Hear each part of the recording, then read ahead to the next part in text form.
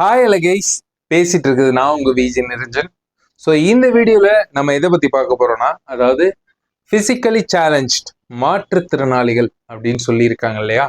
So அவங்களுக்கெல்லாம் இந்த விஷயம்லாம் நடக்கக்கூடாது, இந்த விஷயம்லாம் கண்டிப்பாக அவங்களுக்கு போய் சேர்ந்தே ஆகணும், அந்த மாதிரி விஷயங்களை பற்றி தான் இந்த வீடியோவில் பார்க்க போகிறோம். ஸோ சாந்தி கேம்பெயின் அப்படின்னு சொல்லி ஒரு விஷயம் இருக்கு.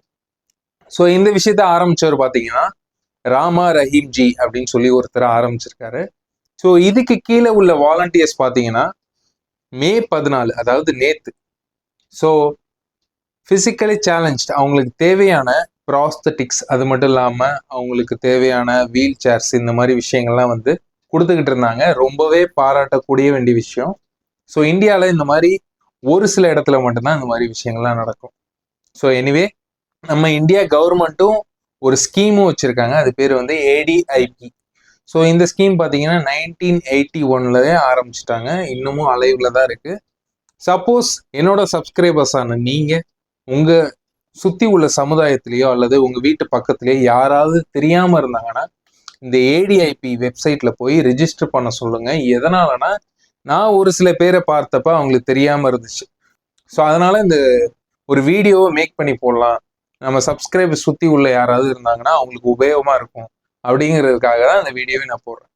ரெண்டாவது என்னன்னா, அவங்களுக்கு மறுக்கவே படக்கூடாதுங்கிற 5 விஷயம் அது என்ன அப்படிங்கிறத ரொம்ப தெளிவாக பார்க்கலாம்.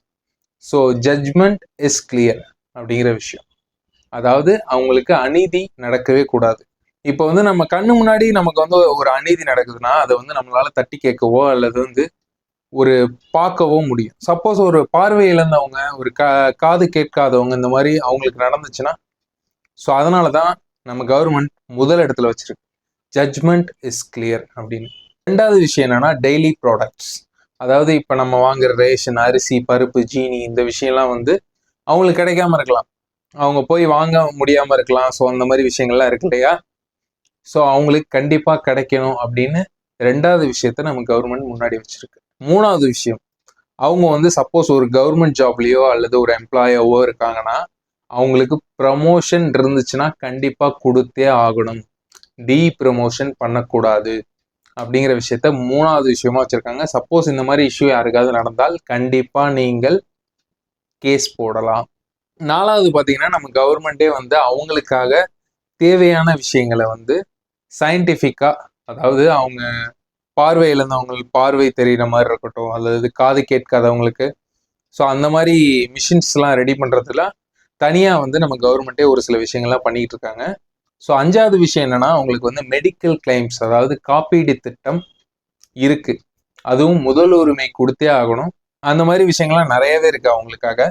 ஸோ சப்போஸ் உங்களுக்கு தெரிஞ்சவங்க யாராவது உங்களை சுற்றி உள்ளவங்க இந்த மாதிரி தெரியாமல் இருந்தாங்கன்னா, என்னோட சப்ஸ்கிரைபர்ஸ் ஆனால் நீங்கள், ஸோ அவங்களுக்கு எடுத்து சொல்லணுன்றதுக்காக தான் எனக்கு, ஏன்னா நேற்று தான் இந்த விஷயத்த பற்றி தெரியும், அதனால தான் தெரியாதவங்களுக்கு சொல்லுவோமேன்னு சொல்லி இந்த வீடியோவை மேக் பண்ணேன். ஆறாவதுன்னு ஒன்று இல்லவே இல்லை, ஆனால் இருக்கு. அது என்னன்னா, சப்போஸ் எனி இஷ்யூஸ் ப்ரிஃபர்ட் அ ஃபர்ஸ்ட் ப்ரியாரிட்டி, அதாவது முதல் முன்னுரிமை கொடுக்கணும்.